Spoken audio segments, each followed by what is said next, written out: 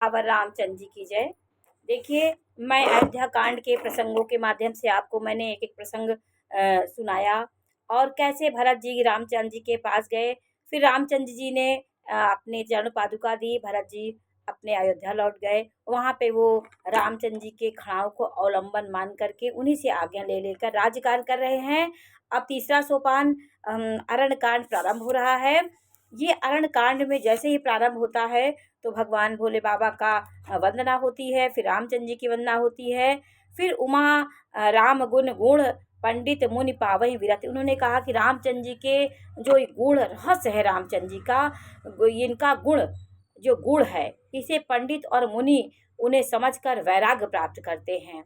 रामचंद्र जी का जो गुण है, उनका चरित्र है, इससे वैराग्य मिलता है। और मनुष्य भगवान से विमुख है, उसको धर्म में प्रेम नहीं है। जो भगवान से विमुख है, जिसको धर्म में प्रेम नहीं है, वो महामूढ़ मोह को प्राप्त होता है। वो मोह में ही रह के उसका प्राण त्याग देता है और फिर दूसरा जन्म लेता है तो मोह में ही बंधा रहता है। इसलिए अपने जीवन के पहले आप मोह को धीरे धीरे छोड़िए। जैसे जैसे आपका जीवन बढ़ता जाए, जैसे जैसे आप उम्र आपकी ढलती जाए, आप अपने मोह को छोड़ने की कोशिश करिए। धन दौलत ऐश्वर्य, जो भी ऐश्वर्य विषय भोग है, सबको त्याग करने की कोशिश करना चाहिए मनुष्य को। और रामचंद्र जी के गुण में यही बताया गया कि उन्होंने राजा होकर के राजकुमार पद को उन्होंने त्याग दिया। लोग विनती करने के बाद भी उन्होंने राजपद नहीं लिया। उनको पिता के प्रण को पूरा करना था, इसलिए वो इतना उन्होंने किया। अब देखिए कि अरण्य कांड जैसे प्रारंभ होता है तो देखिए रामचंद्र जी सीता के प्रेम को दिखाया गया कि रामचंद्र जी सीता के लिए पुष्पों का आभूषण बनाते हैं और उनको पहनाते हैं। वो एक लीला चल रही थी प्रेम की, एक सांसारिक क्रियाकलाप रामचंद्र जी लीला कर रहे थे। तो इंद्र का पुत्र जो जयंत है, वो स्वच्छंद विचरण करने वाला था। उसने देखा, उसने वायस का रूप धारण किया, कौवे का रूप धारण करके माता सीता के चरणों में चोंच मारी। माता सीता के चरण से रक्त बहने लगा तो रामचंद्र जी क्रोधित हो गए। देखे उनको, वो रामचंद्र जी के बल की थाह पाना चाह रहा था। जैसे एक चींटी समुद्र का थाह पाना चाहती है, उसी प्रकार जयंत भी अपनी महामूर्ता किया उसने राम के प्रति। और राम ने जब देखा कि सीता के रक्त बह रहा है तो राम ने एक सरकंडे का सींग से उसको वाण बनाया और उसको मंत्रों से अभिमंत्रित किया। और वो बाण उस कौवे के पीछे जयंत रूपी कौवा, जो जयंत जो था वो कौवा के रूप में आया था, कौवा के पीछे वो जयंत के पीछे वो बाण भागता गया ब्रह्मांड में वो नाचता गया, लेकिन उसका वो तिनका उसका पीछा नहीं छोड़ा। वो बाण वो ब्रह्म बाण हो गया था, क्योंकि अभिमंत्रित कर दिए थे भगवान रामचंद्र जी ने।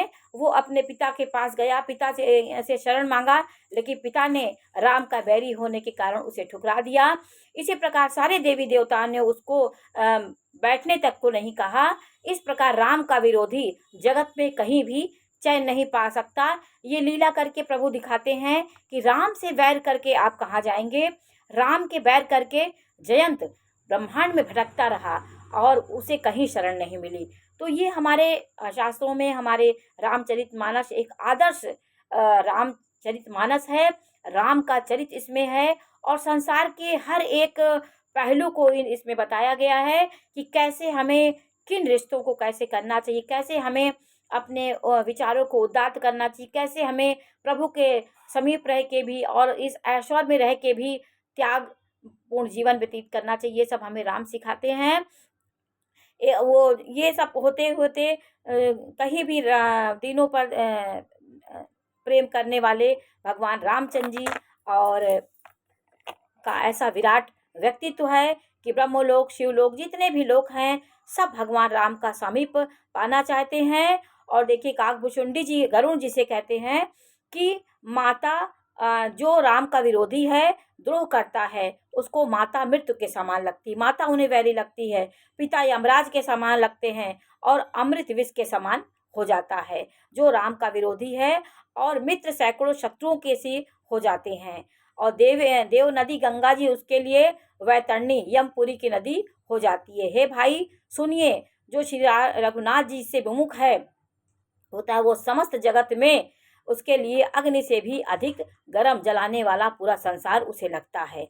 नारद जी ने भी जयंत को व्याकुल देखा तो उन्हें दया आ गई। अब देखिए, जयंत भागता रहा, ब्रह्मांड में घूम रहा था, उसे कहीं ठिकाना नहीं मिल रहा था। तो नारद जी को दया आ गई। संतों का चित्त बड़ा कोमल होता है। नारद जी ब्रह्मचारी थे, उनको दया आ गई। उन्होंने उसे समझाकर तुरंत श्री रामचंद्र जी के पास भेज दिया और उससे जाकर पुकार कर कहा, हे शरणागत के हितकारी, मेरी रक्षा करो। वो जयंत को भेजे, बोले उन्हीं के शरण में जाओगे तो भी तुम्हें शांति मिलेगी। आतुर और भयभीत जयंत ने जाकर श्री रामचंद्र जी के चरणों में सिर नवाया और हे दयालु श्री रघुनाथ जी, रक्षा कीजिए कह के अतुलित बल और आपकी अतुलित प्रभुता को मैं मंद बुद्धि जान नहीं सका, ये कह के वो रामचंद्र जी के चरणों में गिर गया। अपने किए हुए कर्म को वो मैंने पा लिया, अब हे प्रभु मेरी रक्षा कीजिए, मैं आपकी शरण तक कर आया हूँ। शिव जी कहते हैं कि हे पार्वती, कृपालु रामचंद्र जी ने उसकी अत्यंत आर्त दुखी वाणी सुन करके उसे अपने एक आंख का काना करके उसे छोड़ दिया। बोलो सियावर रामचंद्र जी की जय।